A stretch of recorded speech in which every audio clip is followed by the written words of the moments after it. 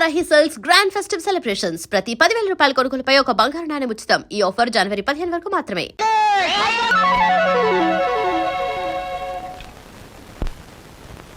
సంవత్సరాలు నేను చెప్తున్నాను. ఇదిగో ఆ చెట్లకి చెప్తే అవన్న మన పెళ్లి చేసిన పెంట్ల పేరయ్య. ఇదిగో ఈ రోజుతో మన పెళ్లి విషయం తేల్చకపోతే రేపటి నుంచి నీకు కనపడను కర్రీ కనకయ్య. అగో ఈ రోజే మీ అన్నయ్య కనబడితే మీ అన్నయ్య, మా నాన్న కనబడితే మా నాన్న, ఎవరు కనబడితే వాళ్ళకి ఈ విషయం చెప్పి నీ మెళ్ళలో 6 ముళ్ళు వేస్తాను. ఆరా నీకు 3 నాకు 3. అదా ఆటో, ఈ ఆటోలో వెళ్ళి ఇదే ఆటోలో వెళ్ళి మీ అన్నయ్య ఎక్కడున్నాడో వెతికి పట్టుకుని ఆయనతో మీ చెల్లిని ప్రేమించాను, నేను పెళ్లి చేసుకుంటాను, మీరు ఒప్పుకోపోతే నేను ఒప్పుకోను అంటాను. అప్పుడు ఆయన ఏమంటారు? నీ ఇంటి అడ్రస్ ఎక్కడా అని అడుగుతారు. నిజమేనయ్యా, వాళ్ళిద్దరూ కలిసి తిరిగారు, ప్రేమించుకున్నారు. నేనేమీ కాదంటం లేదు. మీ చెల్లెల్ని ఇంటి కోడలుగా చేసుకోవడానికి కూడా నాకేమీ అభ్యంతరం లేదు. కాకపోతే ఇంటికో అంతస్తుంది, దానికో అభ్యంతరం ఉంది. అది ఒప్పుకోదు. మీ అంతస్తుని ఎగిరందుకోవాలన్న దురాశ నాకు లేదు సార్. కానీ పెళ్లి చేయడానికి ఒప్పుకోను మీ అంతస్తు మీ అబ్బాయితో కలిసి తిరిగిన నా చెల్లెల జీవితానికి ఏ సమాధానం చెప్తుంది సార్? Good, very good. ఈ ఒక్క మాట నిన్ను నా అంతస్తుతో సమానం చేసింది. You are correct. అంతేకాదు సార్, మానవత్వం మంచితనమే అంతస్తు అయితే నాకు చాలా గొప్ప అంతస్తు ఉంది సార్. తన యజమాని కోసం ప్రాణాలు అర్పించిన గొప్పవాడు నా తండ్రి. అవును సార్, భూమి తగాదాల్లో యజమాన్ని కాపాడడం కోసం మా నాన్న చనిపోకుండా ఉంటే నా చెల్లెలు పెళ్లి విషయం మాట్లాడడానికి మా నాన్నే వచ్చేవాడు. ఇంతకీ మీ దేవురు? రామాపురం సార్. మీ అమ్మ నాన్న పేరేమిటి? మా నాన్న పేరు రామయ్య, మా అమ్మ పేరు జానకమ్మ. నువ్వు రామయ్య కొడుకువా? అవునండి. మా నాన్న మీకు తెలుసా సార్? తెలుసు. ఆనాడు మీ నాన్న తన ప్రాణాలనిచ్చి రక్షించింది ఎవరినో కాదు, నన్నే. మీరు శ్రీధర్రావు గారా? అవును బాబు, అవును. మీ మావయ్య నువ్వేదో ఇంజనీరింగ్ చదువుతున్నావన్నాడు. ఈ ఆటో, ఈ డ్రెస్సు అంత అబద్ధం సార్. మీ దగ్గర నుంచి డబ్బు తీసుకొని మమ్మల్ని అమ్మబోయాడు. మేము భయపడి పట్నం పారిపోయి వచ్చేసాం. మిమ్మల్ని చదివిస్తున్నా నా నాగయ్య ఇప్పటికీ నా దగ్గర డబ్బు తీసుకెడుతూనే ఉన్నాడు. ఏమిటి, ఇంకా వస్తున్నాడా? All right. ఇటువంటి సంతోష సమయంలో వాడి పేరెందుకు తలుచుకోవటం బాబు. ఆనాడు మీ నాన్న నా కోసం చిందించిన రక్తానికి బదులు ఎలా తీర్చుకోవాలా అని ఈనాడు నాకు అర్థం కాలేదు. ఇప్పుడు అర్థమైంది. ఆ రక్తానికి బదులు నీ రక్తపాశాన్ని మా ఇంటి కోడలుగా చేసుకుంటాను. Thank you sir, thank you very much. విన్నావా వదిన? మా మావయ్య చిన్నప్పుడు మమ్మల్ని నానా బాధలు పెట్టి మమ్మల్ని అమ్మటానికి చూసిందే కాకుండా వాళ్ళ దగ్గర మమ్మల్ని ఇంకా చదివిస్తున్నానని చెప్పి డబ్బులు గుంజుతున్నాడట. ఎంత దుర్మార్గుడో. మా బావని మీ మావయ్యని దుర్మార్గులంటే సరిపోదు లక్ష్మి. ఏదైనా కొత్త పేరు పెట్టి పిలవాలి. ఇప్పుడు గాని సరోజ ఉండి దానికి ఈ విషయం తెలుసుంటే ఎంత బాధపడుండేదో తెలుసా? మోజు పడ్డదాన్ని ఇంట్లో పెట్టుకున్నాడు, ఇష్టపడ్డదాన్ని ఇంట్లోనే ఇంకో పక్కన ఉంచుకున్నాడు. నారీ నారీ నడుమ మురారీలాగా వాడు చెరువు పక్కన వైప్ చేస్తుంటే నా గుండె రగిలిపోతుంది. ఏమిట్రా ఇంగ్లీషులో మాట్లాడుతున్నా? ఇంకెవరు? ఎగిరిపోయిన లకుపికి బిడ్డ వచ్చింది. కమీన్, లోపలికి రావచ్చా అని స్త్రీలు అడగకూడదు, డైరెక్ట్ గా వచ్చేయడమే. నా తలుపులు స్త్రీల కోసం ఎప్పుడూ తెరిచి ఉంటాయి. Thank you. నాకు చిన్న సహాయం కావాలి. సాయమా? నిశాచరా, చెప్పండి. నాకు కొంచెం డబ్బు కావాలి. ఓ, కొంచెం ఏమిటి? ఎంతైనా ఇస్తాను. 1000, లక్షలు, కోట్లు. నాకు లక్షలు కోట్లు అక్కర్లేదు. ఓ 50,000 చాలు. 50? అవమానం, తీరని అవమానం. నాకు లక్షలు కోట్లు ఇవ్వడమే తప్ప 1000 ఇవ్వను. ఓ చిన్న రిక్వెస్ట్. నేను ఇక్కడ ఉద్యోగం మానేసి వెళ్ళిపోయాను. మీరు తిరిగి ఆ ఉద్యోగం నాకు ఇచ్చి ఈ 50,000 అప్పు తీర్చుకునే అవకాశం ఇస్తేనే నేను తీసుకుంటాను. ఇదిగో 50,000. దీనికంటే ఎక్కువ 10 రెట్లు ఇస్తాను. నీ ఇష్టం వచ్చిన పద్ధతిలో, నీ ఇష్టం వచ్చిన పద్ధతిలో తీర్చుకో. తీసుకో. ఈ డబ్బు నా పద్ధతిలోనే తీరుస్తాను. హాయ్, ఏమిటి నిరీక్షణ? ఎవరి కోసం? అమ్మయ్యా, వచ్చేసారా? టైంకి రారేమో అనుకున్నాను. పదండి పదండి. ఏమిటి కంగారు? ఎక్కడికి? పదండి పదండి. రాజ్ కమల్ టాకీస్ లో లవ్ స్టోరీ సినిమాకి టికెట్లు తెప్పించారు. అత్తగారు అందరూ వెళ్ళిపోయారు. మీరు రాగానే మీతో పాటు వచ్చేసేమన్నారు. ఇవిగో టికెట్లు. అలాగా? పద పద. ఇంట్లో ఎవ్వరూ లేరు. పైన వెన్నెల, పక్కన నువ్వు. పిచ్చిదానా, లవ్ స్టోరీ థియేటర్లోనే చూడక్కర్లేదు. మరి కమీన్. ఎవరమ్మా నువ్వు? నేను మీ దగ్గరికి వస్తాడే నాగయ్యని, అతని కూతుర్ని. నువ్వు నాగయ్య కూతురువా? చిన్నప్పుడే నువ్వు అవునండి, ఆయన వాళ్ళకు చిన్నప్పుడే దూరం అయ్యాను. తండ్రి బ్రతికున్నాడని తెలిసేసరికి నేను అతని కూతుర్నని చెప్పుకోవడానికి సిగ్గుపడే స్థితిలో ఉన్నాను. ఏమిటమ్మా అది? కొంచెం అర్థమయ్యేలా చెప్పు. డబ్బా? ఎందుకమ్మా? సార్, మీరు మా బావకి అతని చెల్లెలకి చిన్నప్పటి నుంచి సహాయం చేసే దృష్టితోనే డబ్బు ఇచ్చారా? కానీ మా నాన్న ఆ డబ్బు తనే తినేసి వాళ్ళ నమ్మకానికి పెట్టేస్తే వాళ్ళు తప్పించుకుని పట్నం పారిపోయారు. ఇప్పటికీ మా నాన్న వాళ్ళ పేరు చెప్పి మీ దగ్గర డబ్బు తీసుకుంటున్నట్టు నాకు మొన్నే తెలిసిందే. అందుకు తండ్రి చేసిన పాపాన్ని నువ్వు చెల్లించడానికి వచ్చావా? ఇది మీ తృప్తి కోసం ఇవ్వడం లేదండి, నా తృప్తి కోసం ఇస్తున్నాను. నా తండ్రి చేసిన పాపమే నన్ను వెంటాడింది. అందుకే ఈ జన్మలో నేను అనుకున్నది ఏదీ జరగలేదు. కనీసం ఈ పాపాన్ని ఇలా తుడిచేస్తే వచ్చే జన్మలో అయినా నేను అనుకున్నది జరుగుతుందేమో. అందుకే తీసుకోండి సార్, ప్లీజ్. సరే, ఇది నేను మీ నాన్నకిచ్చిన డబ్బుగా తీసుకోవటం లేదు. నీ అభిమానాన్ని నిలుపుకోవడానికి నువ్విచ్చిన డబ్బుగా తీసుకుంటున్నాను. నీకు ఈ విషయం తెలుసా? మీ బావ అతని చెల్లెలు ఈ ఊర్లోనే ఉంటున్నారు. తెలుసా? తెలుసా? చెప్పానుగా, నా వాళ్ళందరూ నా చుట్టూనే ఉన్నారు. కొందరు చెప్పుకోలేని స్థితిలో ఉన్నారు, కొందరు చెప్పకూడని స్థితిలో ఉన్నారు. నేను మా బావుంటున్న ఇంట్లోనే ఉంటున్నానండి. మరి మీ బావకి నువ్వెవరో తెలీదా? నేనే చెప్పలేదు. ఏమ్మా? అతను నా భావం తెలిసేసరికి అతను ఇంకో అమ్మాయిని ప్రేమిస్తున్నాడని తెలిసింది. నేనని తెలిస్తే అంతా తారుమారయ్యే ప్రమాదం ఉంది. అందుకే నిజాన్ని దాచిపెట్టాను. నిజాన్ని దాచిపెడితే నీకే నష్టమేమో. సార్, నాకు ఎంత కష్టం కలిగినా హాయిగా భరించగలను. కానీ నా వల్ల ఇతరులకు కష్టం కలగడం ఒక్క క్షణం కూడా భరించలేను. అంతా సక్రమంగా జరిగాక నిజాన్ని నేనే చెప్తాను. అంతవరకు ఈ స్వప్నగానే ఉండిపోనివ్వండి. వస్తాను సార్.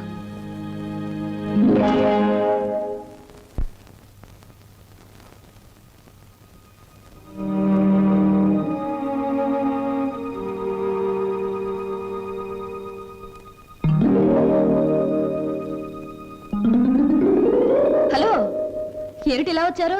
కూర్చోండి. ఇప్పుడే తలకు స్నానం చేశాను. షో, పెద్ద బరువు దిగిపోయినట్టుంది. తలస్నానం చేస్తే తల బరువు దిగిపోతుంది, మరి మనసులో బరువు మర్చిపోతే మాయమైపోతుంది. మర్చిపోవడం బాధ్యత గల మనసు లక్షణం కాదు. మర్చిపోమన్నది బాధ్యతని కాదు, బరువుని. కూర్చోండి. సారీ, కూర్చునే మనస్థిమితం లేదు. ఏ, కూర్చోలేనంత కష్టమే వచ్చింది మీకు? కొంపతీసి హీరోతో గాని పోట్లాడారా, లేక హీరో గారు మీతో పోట్లాడారా? ఓ చిన్న కథ చెప్తాను, ముగింపేమిటో చెప్తారా? ముగింపు లేని కథ అయితే అలాగే చెప్తాను.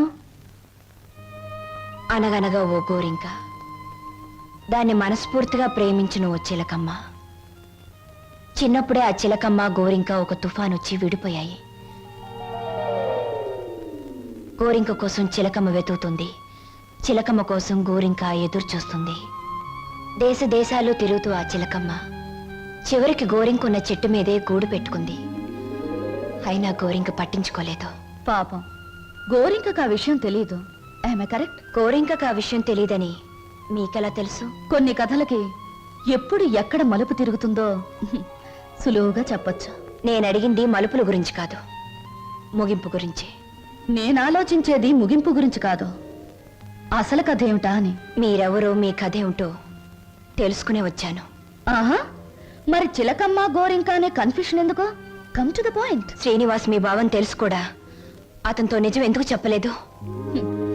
నేను చెప్పే టైంకి అతను మిమ్మల్ని మనస్ఫూర్తిగా ప్రేమిస్తున్నాడన్న నిజం తెలిసింది కాబట్టి, ఇప్పుడు నిజం చెప్పి అతని మనసు పాడు చేయడం తప్ప వేరే ప్రయోజనం లేదు కాబట్టి. కానీ అతని మీద మీకు హక్కు ఉంది, అధికారం ఉంది. హక్కు అధికారంతో సాధించుకోవడానికి ఇదేం దస్తావేజుల మీద రాసిన ఆస్తి కాదే. మరొకరికిచ్చిన మనసు. ప్రేమించడం అనేది రెండు మనసుల మధ్య, ఆ మనుషులకు కూడా తెలియకుండా జరిగిపోయే కళ్యాణం. ఈ కథకు ముగింపిదే. కాదు, వ్యక్తిత్వం అనే కలంలో మానవత్వం అనే సిరా పోసి ముగింపు ఇంకోలా నేను రాస్తాను. ఈ శుభలేఖ మీద నువ్వు రాసినట్టే ఇదే ముహూర్తానికి మీ ఇద్దరికీ పెళ్లి జరుగుతుంది. ఇదేమన్నా బొమ్మల పెళ్ళా, బొమ్మలు మార్చడానికి? అయినా నా మీద నిర్ణయం తీసుకునే హక్కు మీకెవరిచ్చారు? నేను ఒప్పుకోను. ఎవరు ఒప్పుకున్నా ఒప్పుకోకపోయినా ఈ కథకు నేను రాయబోయే ముగింపిదే. మీ ఇద్దరు పెళ్లి నేను జరిపిస్తాను. చిన్నప్పుడు చిరిగిపోయిన మీ జీవితాల్ని నా చేతులతోనే ఒకటి చేస్తాను. లలిత గారా, నేను చెల్లని పాత టిక్కెట్ను గతం అనే ఫ్రేమ్లో నన్ను జ్ఞాపకంగానే ఉండిపోనివ్వండి. ఒకసారి నేను ట్రైన్ మిస్ అయ్యాను, మరొకరు ట్రైన్ మిస్ అవ్వడం నాకు ఇష్టం లేదు. ఒకప్పుడు మీరు ట్రైన్ మిస్ అయ్యారు, కానీ ఇప్పుడు ట్రైన్ మిమ్మల్ని మిస్ కాబోతుంది. అలా జరగనివ్వను. మీరు అనుకున్నట్టు నేను జరగనివ్వను. నిండు మనసుతో చేసే పని తప్పకుండా జరుగుతుంది. నిండు మనసుతో కాదు, మనసు చంపుకుని చేస్తున్న పని. కాదు, మమతల్ని కలపడం కోసం చేస్తున్న పని. ఆ త్యాగం నాకు అక్కర్లేదు. ఇది త్యాగం కాదు, పరిష్కారం. నేను నవ్వడం కోసం మీరు ఏడవడమేనా పరిష్కారం? లలిత గారు, ఒకసారి చెప్పాను గుర్తుందా? జీవితం అనే స్కూల్లో దురదృష్టం అనే మాస్టారు పరిస్థితులనే బెత్తంతో కొట్టారని. కానీ ఇప్పుడు అదృష్టం అనే మాస్టారు తల వంచి తాళి కట్టించుకోమంటే తల వంచక తప్పదుగా. నేనెవ్వరికి తల వంచను. చూస్తాను. 4 నిమిషాల్లో ఈ నిజం అందరికీ చెప్పేస్తాను. 3వ నిమిషం మొదటి సెకండ్లో నేను శవంగా మారతాను. స్వప్న, అవును, చిన్నప్పుడు మా బావ కోసం ఒకరిని చంపడానికే వెనకాడలేదు. ఇప్పుడు నేను చావడం చాలా సులువు. అదే నేను చెప్పేది. ఆయన కోసం ప్రాణాలు తీయగలిగేంత ధైర్యం, ప్రాణాలు పోగొట్టుకునేంత గొప్పతనం నీది. నా ప్రేమ కంటే నీ ఆరాధన చాలా గొప్పది. నీ ఆరాధన ముందు నా ప్రేమ చాలా చిన్నది. అనవసరంగా ఆవేశపడకు. Now the ball is in my court.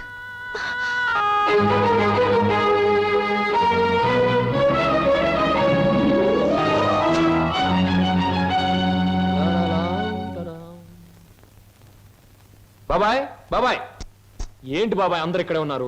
బట్టలు కూడా చెప్పేసి వచ్చాను. మీరంతా బట్టలు ఎప్పుడు తీసుకుంటారు? సెలక్షన్ అంతా లలితదే. ఏంటి అందరు అలా ఉన్నారు? లలిత ఎక్కడ? లలిత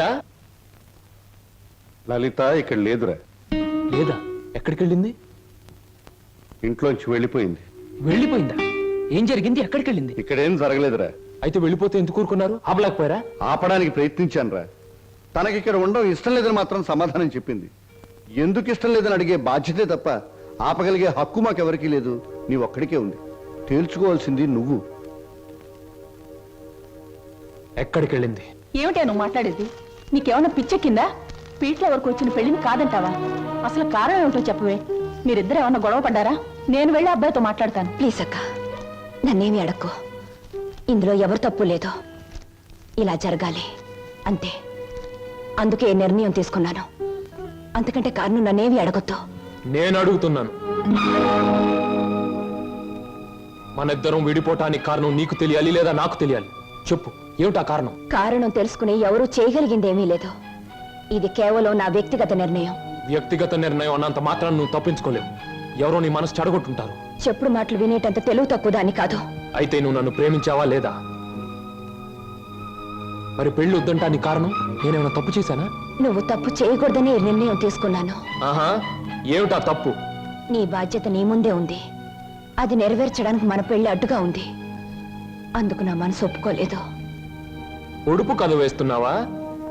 జీవితం కథలా ఉన్నప్పుడు నాలాంటి వాళ్ళ జీవితం పొడుపు కథే అవుతుంది. లలిత, నా మీదేదో అనుమానంతో అలా చేస్తున్నావు అనుకుంటున్నాను. కాదు. మరి ఎందుకు వచ్చా చెప్పు చెప్పు. దయచేసి నన్నెవరూ ఏమి అడగండి. ఎవరికి నేను సమాధానం చెప్పలేను.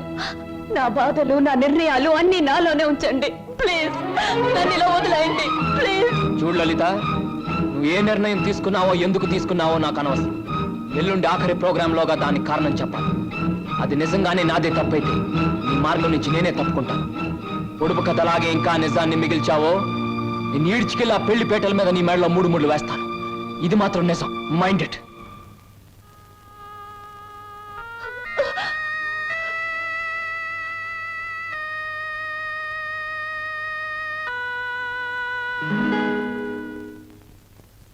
హర హర మహాదేవ శంభో శంకర. ఇది కళ నిజమా లేక వైష్ణవ మాయ? అరే, గిల్లితే తెలుస్తుంది. ఒరే వదరా. ఛీ, వీడి దగ్గర తాగుడు వాసనే వస్తుంది. నువ్వు కట్టుకున్న చీర రంగు కూడా తెలుస్తుంది. కనుక ఇది కళ కాదు, నిజమే. ఇప్పుడు చెప్పు, నేను నీకు ఏం చేయాలి? మీరు నాకు సహాయం చేయాలి. చెయ్యకపోతే నా పేరు బొక్కల బోదరం కాదు. ఎల్లుండే శ్రీనివాస్కు నాకు పెళ్లి. అందుకేగా నేను ఇలా చిక్కిపోయాను. ఇప్పుడు ఈ పెళ్లి చేసుకోవడం నాకు ఇష్టం లేదు. మరి మొన్నటి వరకు మీరిద్దరూ ఆడారు, పాడారు, డాన్సులు చేశారు. మరి మళ్ళీ మధ్యలో ఈ ట్విస్ట్ ఏమిటి? లంబోదరం గారు, శ్రీనివాస్కి నాకు ఈ పెళ్లి జరగకూడదు. నాకంత అయోమయంగా ఉంది. సీత రావుణ్ణి వద్దంటే నమ్మనా? రాధకృష్ణుణ్ణి మురళి ఊదొద్దంటే నిజమనుకోనా? ఈ రోజున ఏప్రిల్ 1వ తారీఖు కూడా కాదే నేను ఏప్రిల్ ఫూల్ అవ్వడానికి. ఎవరు నమ్మినా నమ్మకపోయినా ఈ పెళ్లి జరగకూడదు. అది మీ ఒక్కరి వల్లే సాధ్యమని తెలిసి మీ దగ్గరకు వచ్చాను. హరహరమదేవ శంభో శంకర, ఇదిక్కడి కోరిక. గుళ్ళు కడుతున్నావు, చందాలు ఇవ్వండి. బళ్ళు పెడుతున్నావు, డొనేషన్లు ఇవ్వండి. పెళ్లి చేసుకుంటున్నావు, డబ్బులు ఇవ్వండి. అన్న వాళ్ళని చూశాను తప్ప పెళ్లి చెడగొట్టండి అన్న వాళ్ళను మొట్టమొదటిసారిగా చూస్తున్నాను. It's all right. 1000 అబద్ధాలు చెప్పి ఒక్క పెళ్లి చేయడం కష్టం, గాని ఒక్క అబద్ధం చెప్పి 1000 పెళ్లిళ్ళు చెడగొట్టడం చాలా సులభం. వా గుడ్డు పగలగొట్టగలం, కానీ మనం పెట్టగలమా? పెట్టలేము. రేపు మీరిద్దరూ ఇచ్చే ఆఖరి ప్రోగ్రాం మొదలయ్యేసరికి మీ ఇద్దరిని వేరు చేస్తాను. మధ్యలో నేను దూరిపోతాను. ప్రోగ్రాం అయిన వెంటనే నువ్వు నేను చెప్పినట్టు చెయ్యాలి. ఏమిటది చెప్పండి. రేపు ప్రోగ్రాం అయిన వెంటనే హాలు బయట నీ కోసం ఓ తెల్లటి మారుతి కారాగుంటుంది. నువ్వు దాన్ని ఎక్కావనుకో, అది సరాసరి నా గెస్ట్ హౌస్ కు తీసుకొస్తుంది. అప్పుడు చెబుతాను నువ్వు నాకు ఏ రూపంలో ప్రతిఫలం ఇవ్వాలో.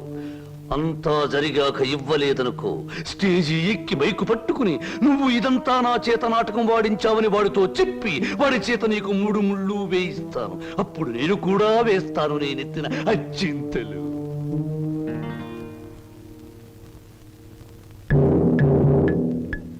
పడింది తుర్రు పిట్ట నా బుట్టలో తుర్రున నిశాచరా. ఏం సమాచారా? ప్రోగ్రామ్స్ కరెక్ట్ గా చూడు.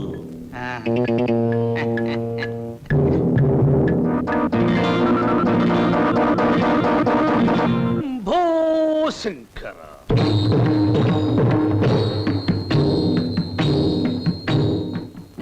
నేను జగమెరిగిన బ్రహ్మనుణ్ణి. జంజమెందుకు అని నన్ను గురించి నేను చెప్పుకోవడం లేదు. అయినా చిరంజీవి శ్రీనివాసుకి నేను తెలుసు, నాకు ఆయన తెలుసు అని మీ అందరికీ తెలుసు. కనుక నేను మీ అందరికీ తెలిసినట్టే. అది సరే, తమరు ఎందుకు అరుస్తున్నారో మాకు అర్థం కావటం లేదు. నాకు చాలా కాలానికి పెళ్ళవుతోంది. మొట్టమొదటిసారిగా ఈ శుభలేఖలు మీకివ్వాలని పనిగట్టుకుని వచ్చాను. నాకు చాలా చాలా మంది పెద్దవాళ్ళు తెలుసు, కానీ మీ ఇంటికే మొదట ఎందుకు వచ్చానంటే పెళ్లి కూతురు మీ అందరికీ చాలా ఆత్మీయురాలు కనుక, ఆ అమ్మాయి మీ అందరికీ కావలసింది కనుక, అప్పుడు మీరందరూ నాకు కావలసిన వాళ్ళు కనుక, ఇప్పుడు నేను మీ అందరికీ కావలసిన వాణ్ణి కనుక. ఎక్కువగా మాట్లాడుకో, అసలు ఎందుకు వచ్చావు చెప్పు. వెడ్డింగ్ అంటే పెళ్లి పిలుపు, వివాహ మహోత్సవము. వరుడు చిరంజీవి బొక్కోలం బోదరం, దీనబంధు, ప్రజాబంధు, రాజకీయ బంధు, ప్రముఖ పారిశ్రామికవేత్త బంధు, ఆత్మబంధు. వధువు చిరంజీవి సౌభాగ్యవతి లలిత.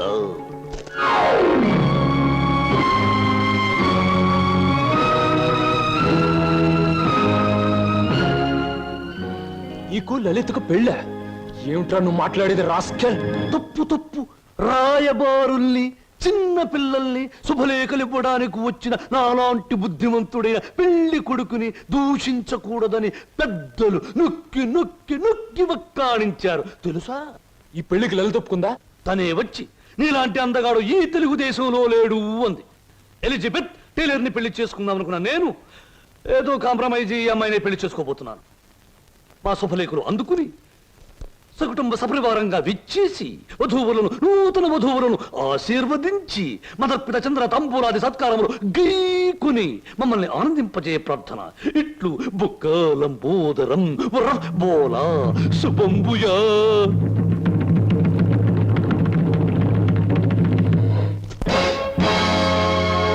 అనుకో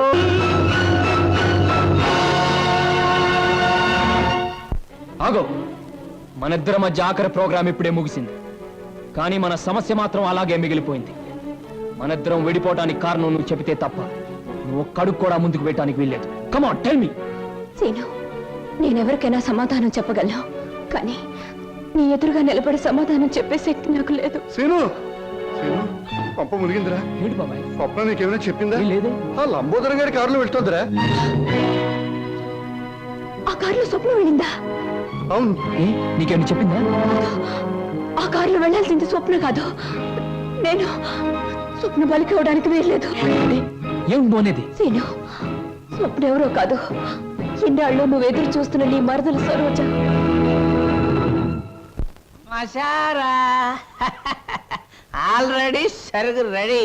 మాట మీద నిలబడే మనిషి అండి. అన్న మాట ప్రకారం వచ్చి కారెక్కింది. ఉన్న పొలాన్ని తీసుకొచ్చేసాను అంతే.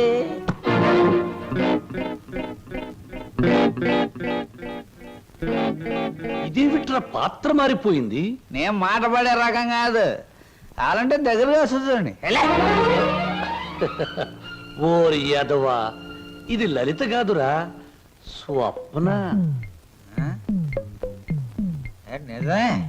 ఎవరు ఎవరు ఎవరు అది? అమ్మనాథలు నువ్వా? ఎక్కినప్పుడు చూడలేదు, ఇక్కడ తీసుకొస్తున్నప్పుడు చూడలేదు.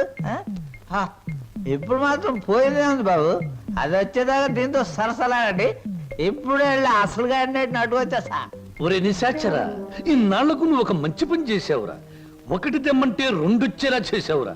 వీళ్ళిద్దరి మధ్య ఏదో గూడి పుఠానే ఉంది. వెళ్ళి తీసుకురా ఆ బటాడీని. అలాగే దేవరా. ఆగు, ఇందులో మరెవరి ప్రమేయం లేదు. నేను కావాలని వచ్చాను. లలితను మాత్రం వదిలే.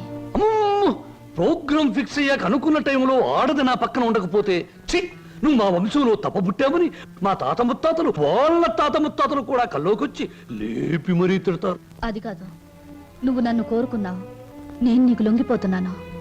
నేనేమైనా సరే లలితను మాత్రం వదిలే. ఎలాగైనా శ్రీనివాస్కి లలితకి అనుకున్న ముహూర్తానికి పెళ్లి జరగాలి. నువ్వేం చెప్పినా చేస్తాను, పెళ్లి జరగడానికి వీల్లేదు అంటుంది లలిత. నువ్వేం చెప్పినా నేను చేస్తాను, ఆ పెళ్లి జరగాలి అంటుంది స్వప్న. ఇది మిస్టరీయా, హిస్టరీయా, లేక హిస్టీరియానా? లేదు, నేను చిన్నప్పటి నుంచి మా బావ కోసమే బ్రతికాను. ఎవడా బావా? శ్రీనివాస్ నా సొంత బావ. మా మేనత్త మేనమావలు జమీందార్ శ్రీధర్రావు గారిని కాపాడాలని పొలం తగాదాల్లో చనిపోయారు.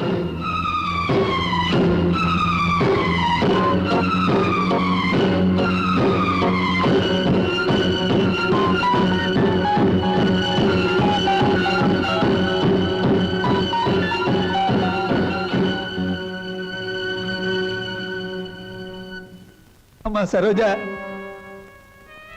నా పేరు నీకెలా తెలుసు?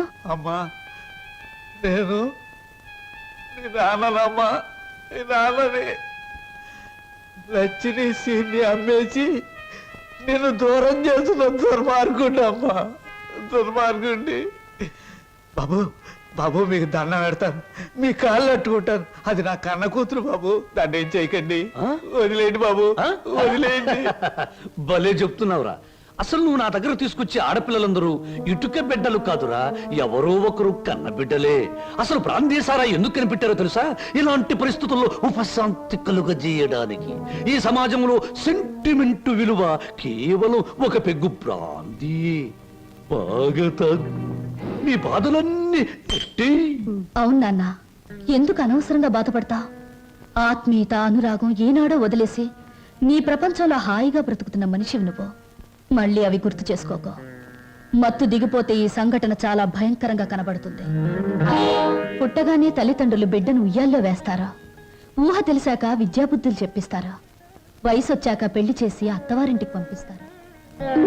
కానీ నువ్వు ఇవేమీ చేయకపోయినా ఈ రోజు నలుగురు నీ కూతురుని అనుభవించడానికి ఒక వ్యభిచారణ కావడానికి పంపిస్తున్నావు నాన్న.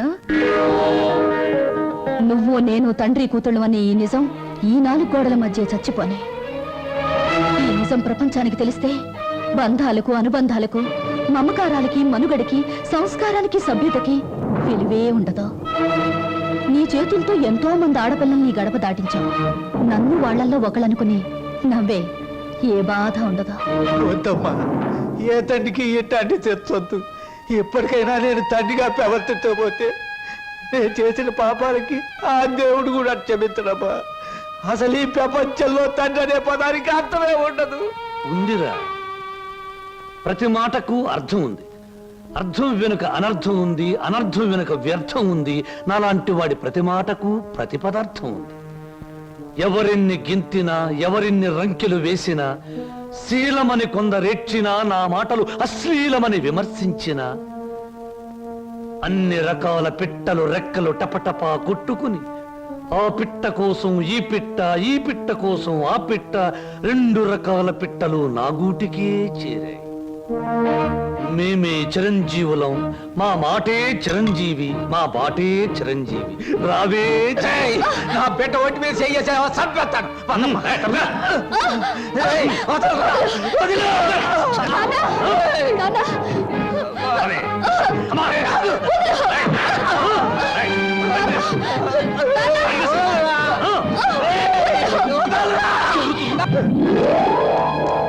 రేయ్, నా బిడ్డకు అన్యాయం చేయకురా. రేయ్, నా బిడ్డ బతు నాశనం చేయకురా. రేయ్, నా బిడ్డకు అన్యాయం చేయకండిరా. నా బిడ్డకు అన్యాయం చేయకండి బాబు. బాబు, నా బిడ్డకు అన్యాయం జరిగిపోతుంది రక్షించు బాబు. మామయ్య, బాబు సీను, నన్ను క్షమించమని అడగరా. నా బిడ్డను రక్షించరా. సరోజ్ ఎక్కడ మావయ్య చెప్పు. అదిగో.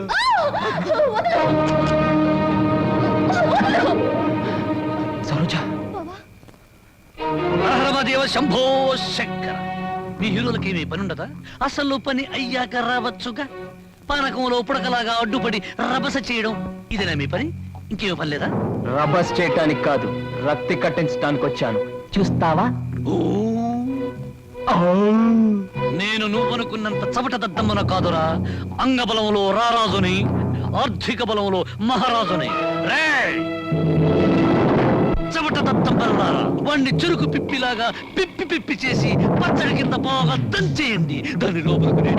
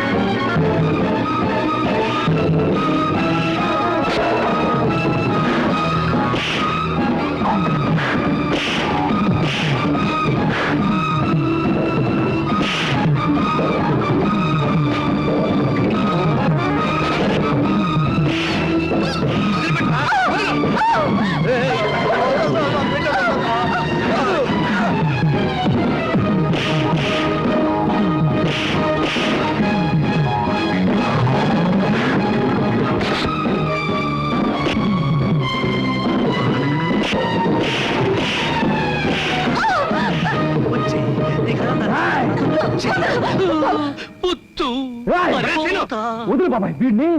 ఆగరా, నువ్వెందుకు ఆ నీచుని చంపి నేరస్తుడు అవుతావు? ఆగు. అవును బాబు, ఈడంత తేలిగ్గా సావటానికి వెళ్ళలేదు. జైలు గోడల మధ్య కుళ్ళి కుళ్ళి సావాలి. వీడి గుట్టుమట్టని నాకు తెలుసు బాబు. నేనే ఇన్ని పోలీస్ స్టేషన్లో అప్పచెప్పొస్తాను. చిన్నోడివైనా నీకు చేతులు ఎత్తి మొక్కుతాను. నా బిడ్డను క్షమించమని అడిగే అర్హత నాకు లేదు బాబు. నేను చేసిన దుర్మార్గాల్ని మర్చిపోయి నా తప్పుల్ని క్షమించి నా బిడ్డను కాస్త ఆదరించు బాబు.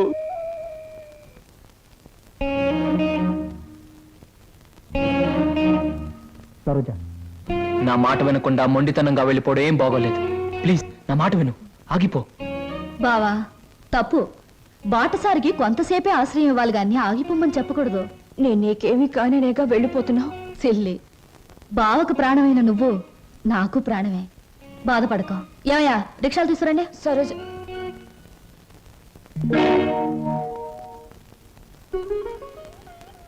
అంకుల్, చీ ఏమిటి మీ కళ్ళల్లో కన్నీళ్ళా?